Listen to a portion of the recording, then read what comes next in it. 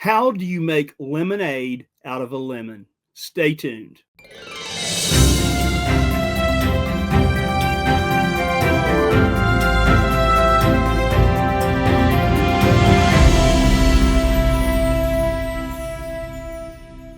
Welcome to episode 218 of NoteSchool TV. Yes, 218.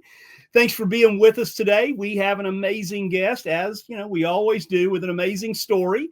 And we'll get to that in just a minute. But do a few things for us. Make sure to like and share this with your friends and associates. Number 2, make sure and subscribe to the NoteSchool TV channel if you have not already done so. And number 3, hit that bell notification so that, bing, you will know when we go live every Wednesday at 11:05 Central Time. We've got a lot to go over today. We can't wait to share it with you. So if you would like to know more about what we do at NoteSchool, simply go to noteschool.com/TV. Again, noteschool.com/TV.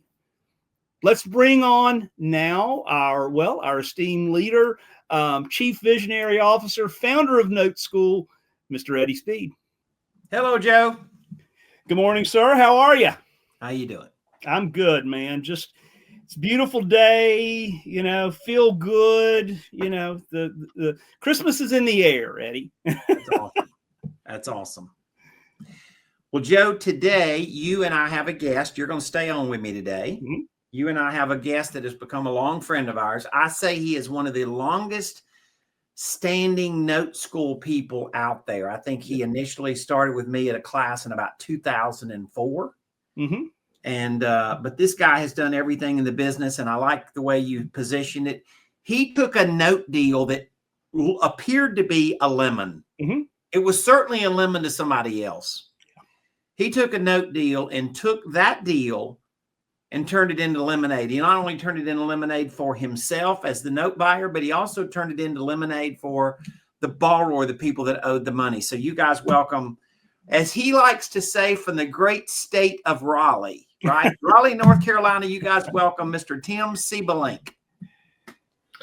Good afternoon, gentlemen. Mr. Speed, Mr. Varnador, how y'all doing today? It's all good. How about you?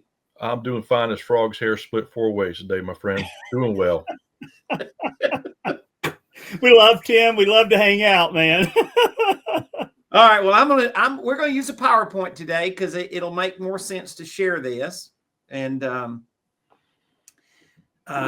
to start out with Tim here. And Tim is got a great. As we said, he's from the great. Now that most people would just say they're from Raleigh, North Carolina, but Tim says that he's from the great state of Raleigh. That's because I am. According to Tim, that's the only city in the state of North Carolina. So. Yeah. All right, let's show this here. This was a distress note. So this was a note that had a problem and wasn't paying. And it was a relative that owned the note and another relative owed the money. So it kind of made sense for them. And this note got sold. It came to us, Tim, through a broker. And so this note got sold in the marketplace. And when they described the transaction and we investigated it, when I got enough information about this deal, I said, I know exactly who to call. I got a guy that's a problem solver and he understands North Carolina and he's a good deal maker. What is that picture there, Joe? What is he sitting in? Well, Tim is sitting in an Apache attack helicopter at the Raleigh National Guard Air Base, right, Tim? Yep, that was a great night, wasn't it? We did. We had a great time. We had a couple of folks that were at a class, and they were both Apache pilots. They had just gotten back from Afghanistan, and they took us there, and these helicopters had just arrived back, and we got to play around and sit in them and have a good time. I was afraid that you were going to see that property. That's right. What was that, Tim? So we just couldn't push any buttons. We couldn't push any buttons. All right. So, Tim, this was a nice house. They had originally had a house on it that was burned. Correct. And so they had rebuilt a house on it. Nice house, almost 4,000 square feet on 28 acres of land, right? Yes, sir. Yep. Okay. And this was over in, how far is that from you, by the way? Chadburn's about an hour and a half, 2 hours. It's down towards the coast, right along the South Carolina border, outside of Wilmington. Okay. Gotcha. This had some pecan trees on it and stuff like that. Beautiful piece of property, right? Yes. And even in the original note, there was a stipulation that they were not allowed to cut. There was 90, or is 90, because it was stipulated that they were not allowed to cut any of the pecan trees. So it's got a pretty good orchard on it, about 90 trees, if I remember it said. And Eddie, when Colonial bought this note, it bought it as a distress note. I just want to make sure everybody's clear on that. It was pretty severely delinquent, and let's talk about that. The balance on the note was $145, and there was $10,000 additional to pay off the loan, and that was because of accrued interest, right, Tim? Mm-hmm. Correct. Yes. So they were several payments behind, right? Yes, they were. And the balloon there that you're looking at, that was because he was behind previously at one other time too. It amortized out to be paid off in full in 2031, but years ago they had gotten in trouble again with the family and hadn't made any payments. So they had modified the original note and just put those arrears on the back of the note. That's where the balloon comes from when he was behind before. So this isn't his first time being behind, but again, he was trying to pay family members, and that's just, everybody kind of lets it sit because it's family. So the balloon was added from previous back payments. Correct. Right. Yes. So he kind of had a chronic problem. And well, let's just go to this, Tim. I want to. So the property was very valuable, right? Yes. It's worth 400 plus. It was hard for us to get a good comp. One, because of the acreage, and two, we never did actually see the property, the home itself, because it's buried up in that 28 acres. But we did know it was a newer home because of the fire years ago. And there is a value on that orchard, on that pecan. Sure. There is value there. So now, Joe, is that pecan or pecan? I say pecan pie. I don't know. It's pecan here. Tomato. Let's call the whole thing. I can't help it. Y'all don't live in the great state of Raleigh. That's not my fault. Well, I would have been on the pecan side, but Tim, you own this thing here, so we're gonna call it pecans today, right? That's right. All right, going back, it was really hard to get a value. We know it's worth north of 400,000 as is. And you thought it could be worth as much as 600,000. I mean, you really, yes. That was a minimum. It was hard to put a value on this one. Yeah. But regardless of what the actual value is, since there was such a low balance, I really wanted to stress to them, you don't want to lose your equity. When I finally got a chance to discuss with them what was going on, that was important to me, to make sure they were able to either, if they couldn't afford payments, we were going to give them time to sell it so they get their equity out, or we really wanted to modify it because they'd already been living there since 2011, I believe it was. So they've already been there 10, 12 years. A lot of emotional equity. Yes. So, Tim, I want to go back to something that was really important. I've been trading loans for 4.5 decades, right? I have some people that would have a desire, NoteSchool members like you, that would say, hey, call me with a deal. But I knew there were gaps that I didn't know in this deal. And I needed somebody that had a tolerance for that, right? Because I knew that we really weren't actually going to be able to see the property. I mean, you could see the land, but you couldn't go see the house in the middle of the property, right? Right. Yeah, it's buried up in there. And I called you and I said, Tim, I just need somebody with some cowboy common sense that says, if I buy this delinquent note, I'm good. It may be a better story than I hope, or it may be a little worse than I hope. When I get to see the house, I may be disappointed, but that land alone is worth quite a lot of money. Correct. And so you were suitable for this deal because there were some things that you just had to assume. Yeah. Right. Yep. And I have people that are really, but they're buttoned up. They're real buttoned up. And I got to know exactly this. And I knew that I would never know that. And so I called you because I'd seen you I agree with you. There was no way you were going to lose on this, but I want it. So you buy the note. First thing you do is, of course, you had it with a servicer. Correct. But the first thing you do is you got on the phone. You said, "Look, I'm going to just call the guy directly, and I'm going to get to the heart of the problem."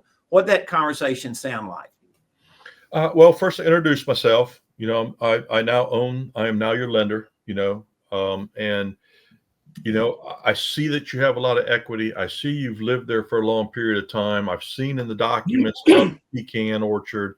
There's also in there that there are 2 family members that have the first right of refusal if he ever sells the property. So there was a lot of family emotional in there.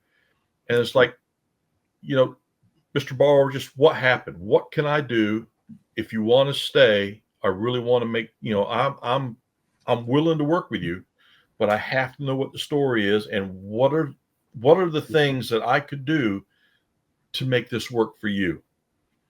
And it boiled down. There was 2 main issues. He wanted the $300 to $400 a month off the monthly payment, and he was scared to death of that balloon coming due in 2031. Those were his two things. And of course, we talked about the issues, right? The medical issues he's had, things like his mother's in her 90s. She lives in Georgia, and he's been helping paying for her stuff. They have a daughter that lives, I think he said, in Wisconsin with 5 children. Both her and her husband got laid off at the same time. So they've been sending all their money up to Wisconsin to take care of their kids and their grandkids. They now have jobs. Mom is supposedly taken care of. He just had a triple bypass surgery. His wife had some medical issues where she was an ER nurse, and now she cannot work anymore. So now she's on a $695 a month disability check coming off ER pay. He was probably making another $100,000 a year before. It's just bad things sometimes happen to good people, right, Tim? Absolutely. But those were his 2 things, Tim. If you can get me down $300 to $400, and I'm scared to death of this balloon, I have no idea what I'm going to do in 2031. It wasn't a short conversation. I just listened, and I learned that when I bought a lot of non-performing notes in 2010 and 11. Most of these people you buy the non-performing paper from, they're just used to people calling, "Where's the money? You got to catch up now." Just bang, bang, bang. Where I learned, if you just said, "Do you want to stay? What is the problem? What can I do to help?" Yeah. Sometimes people just need a hand up. Yes. Yeah. I mean, obviously they have to afford it, right? You have to verify. Yeah, you've got to completely qualify them, right? Make sure. Oh, yeah. Because it doesn't do any good just to do like a wink, wink, nod, nod and say, "All right, you're good to go." And then 2 months later, you're back in the same position. So, all right. So let me say something I think is really important. I called you because I knew there were details about the property itself that you were going to have to buy it with some unanswered questions. I knew there was some specifics about this borrower that I didn't know all the backstory. I had a family member that was giving me their version. He's got his version. Who knows what the truth really was? And I needed you. And the third thing is I needed somebody that in my mind that would approach it from a common sense approach, and you didn't go to it trying to figure out how to first take his property. Correct. Yep. You went into it trying to figure out how to help him solve his problem.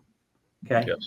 So that's important, I think, when we look at kind of how we do the business. I think we've discussed a lot of these details already, but we bought the note. Tim then turned around, we flipped it and bought it, sold it to him. There had been payments that were delinquent. It had been modified again in 2018, and that's when they put the balloon on it, right? That was the balloon, yep. Right? Yes. And but he did have taxes and insurance on the property. The house was insured for quite a lot of money, best I remember. Right. And another thing really caught my attention on this one. Of course, he pays the taxes and insurance separately. They are not escrowed. But normally when you buy a non-performing asset, if they're not making the payments, they're not paying the taxes and insurance. Yes. The taxes and insurance on this asset were current. They were paying the taxes and the insurance, even though they weren't making their monthly payment. Again, that just was like screaming emotional equity. I don't want to go anywhere. Yeah. I think that's a big sign. I think it was probably a thing where the payment was beyond his scope. He needed to reduce the payment, probably dealing with another family member instead of them just coming up with a modified payment amount. The family member got frustrated and said, "We're just going to go sell this note." Yeah. Right. Yeah. And it's fine. We ended up with the deal, and we're happy that we bought the note. And I think he's happy that Tim bought the note. So it all turned out okay. So we made an assumption that the property was worth 400, but that's a very low assumption. I believe so. Right? Yeah. So we didn't buy the property, so we didn't actually discount the note, right? What we did was what he paid for the note was a very low percentage of what the property was worth. So this is what he invested in the note, and this was the property value, fair market value, and that's on the low end. So Tim, if God forbid you had to take it back, you were in pretty dang good shape. I was. Yep. Yeah. I would have never owned this one as an REO. This one would have stood at the courthouse steps. Yeah. Somebody would have scooped this one up. Yeah. But again, that's not what I was after. I was really, and I told him, so you have too much equity, let this thing go. Mm-hmm. Yeah. Once again, this means the legal balance. So this included some back payments and interest. And so that's why the legal balance exceeded the actual called the unpaid balance. So in a delinquent note, the legal balance is always going to be higher, right, Tim? And Correct. I always describe it like this. So if they'd have been making their payments on time, Tim, their balance would have been $145,333. But because they weren't, it's $155,924. Correct. Yep. Okay. All right. So you bought the note, you contacted the borrowers. Though they ask you for help. Yes. Yep. And they were pretty upfront. They just said, we really don't want to leave, and we know we have to make payments. And then we went into the long history of why they hadn't been making their payments and what the issues were and how those issues were being resolved.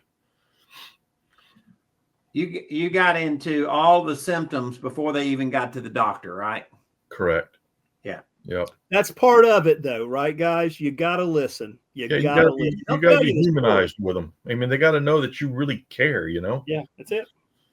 So you did go through a modification process, and let's talk about kind of what you did there. You didn't just like say, "Hey, I'll agree to it." You said, you got to be able to afford it." Correct. Yep. So I, started asking them the questions. What's your income? What's your expenses? The income was he is retired sheriff out of Georgia, so he's got a nice pension. They both have a good Social Security coming in, and then she gets her disability.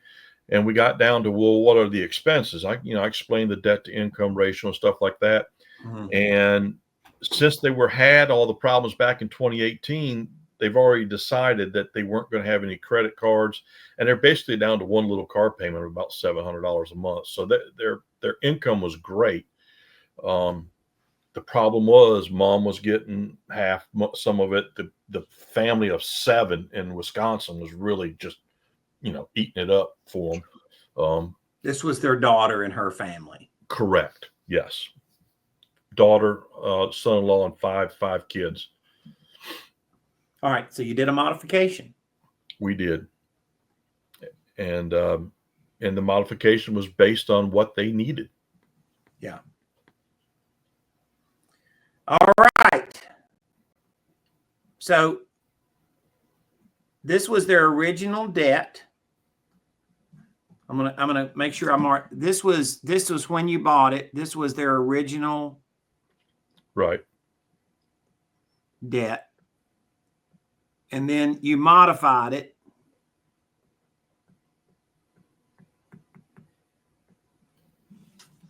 Oh, that's a terrible looking D there, Joe. It looks like something I would do. Almost unrecognizable. All right, so you knocked their payment down to $1,324. So you knocked their payment down $400 a month. Right. He asked for $300 to $400, so I went on the high side. Now, we did raise his interest rate from 8 to 10%, and we extended his term from 96 back out to 480 to get there.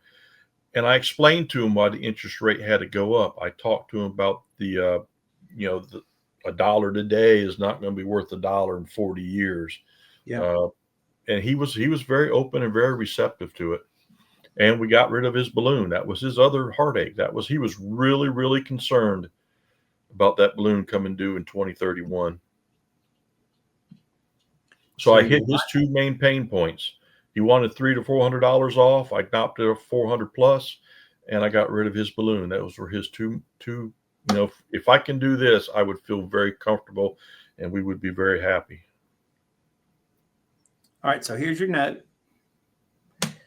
So Tim, what you really did was you went from a non-performing asset, which is the note, correct, to a performing asset. Yep. So now all of a sudden you got a note and you get a check for the next 40 years at $13.25 a month. Correct. For a pretty good investment. Yes. Yep. And for us, it's a safe investment, right? We've got $116,000 invested in a $155,000 note, but the bonus collateral is the property worth $400,000 plus. Yeah. So it's a fairly safe investment for us. How are they doing? They're doing great, making their payments so far. Knock on wood, we're about 5-6 months into it. So that's usually kind of, I always found out early in 2010, 2011, if the first 6 months were the iffies. Mm-hmm. They're so used to not making a payment. And even though you gave them what they were looking for, some of them still struggled to have to start making that payment. So the first 6 months is what I always called it, the iffies. We'll see what happens. But yeah, so far we're doing very well. And one of the other things that just occurred to me, I hadn't thought about this before, but Tim, if this doesn't pay off early, in 7 years, you will have your entire investment of $116,000 back. Correct. You get and it's not going to go. $15,900. We all know it's not going to go 40 years. I mean, they're already retired. With her medical, we don't know what's going to happen there. But yeah, in 7, you're getting $15,000. You have 115. You're getting $15,900 a year in payments. So in 7 years, it's done. Correct. But once it seasons for 6 to 8 months, we'll probably hypothecate this one out until ready to cash in and go after another one. You'll season it a little while. Yes. Yeah. I got to get through the iffies. So what I put in green, which is, what did you say, 7 years, Joe? 7 years, yeah. A little over 7 years. 7 years, a couple of months, yeah. So 7 years, you got your investment back. And then I'm going to say, Tim, we're going to take the rest of this and we're going to say that is profit. And that's a 40-year loan. So that tells me there's 33 years worth of profit. Mm-hmm. Yes, sir. And by the way, guys, if it pays off early, there's still there's a lot of profit in this thing for Tim. So, and it will, right? We know that. Well, if I can get my pen to write here, cooperate with me. So as Eddie always likes to say, we know that it'll pay off early because, well, it's about 100,000 deals that, we've looked at and participated in that tells us that. Listen, the bottom line is there's a part of the note business in buying non-performing notes that you enter the business as a problem solver. Mm-hmm. Tim, you could have entered the business and just said, I'm all about just taking their property. I'm all about just, getting what I want out of it. And, what the hell with them. You didn't do that. And you ended up with a modification that they can afford, which is a debt that they owed. You didn't give them anything, but you gave them a way to pay for it. Yep. Right? Yep. And you just made a good investment when you started, and it turned out good. And, as I said, there's some tolerances to this. Not everybody is suited for this, but we have countless case studies, literally with you, Tim, over the years of ways that I knew. That's why I knew you could fix it. Yep. No, this was a good one. So over time, Joe, for his investment, he's going to get back $636,000 in income if it doesn't pay off early. Mm-hmm. Right? Mm-hmm. And that's worthy of being a case study competition winner. Yes, it is. So and we had some really good ones in the non-performing category this time. And so, Tim, this year, I'm honored to say that you are once again, because you've won it before, you are a NoteSchool case study competition winner, and you were presented that award at this past Note Expo. And everybody was obviously wooed by the fact that you took what could have been a wild scenario and just made it simple. Yeah. Yep. There were a few unknowns, like you said, on this one. To this day, I've never seen the house, and I don't know exactly what it is, other than county record says it's 3,600 square feet. So it's got to be something. And let me say this, guys, folks, for you, those of you that are out there going, oh my God, I could never do that. Look, you can order a BPO now or an appraisal, and literally they can hire a drone pilot that will fly a drone out over and look at that house from above it. So that's certainly something. Cost about $100 to do that. There's all kind of ways you could have done it. To be honest with you, Tim, I just know you. Yeah. And the truth of the matter is the deal just made sense to you. And you weren't particularly worried about it. The house wasn't what you thought it would have been. You probably could have lived with it anyway. It's all good. And so part of this gets back to the fact that you're seasoned. You have a certain personality profile that I know and I can relate to you. You know, and you just did something and you said, this is going to make sense and we're going to work through it. And you got on the phone and you helped them out. And I think you did good by them. And I think the numbers will be good by you. And I don't know how many times you've been on stage for NoteSchool, but a lot. This is certainly not your first. No. We appreciate all you've done for NoteSchool, because you do a lot of stuff for us, and you're you're a big cheerleader and as well. So, well, and I appreciate everything y'all have done for me. And hey, Eddie, Tim can be co-captain of the cheer team that I'm captain of. So. Well, I mean, notes have changed the way we think of retirement, or at least, myself and my family. I mean, it's an amazing investment tool, and you guys preach it, you talk it, you walk it. And I appreciate everything you guys do for us. Thank you, Tim. You're an awesome friend, Tim. Thank you. And once again, I agree with Joe. Thank you for being a cheerleader for other people in the business. You're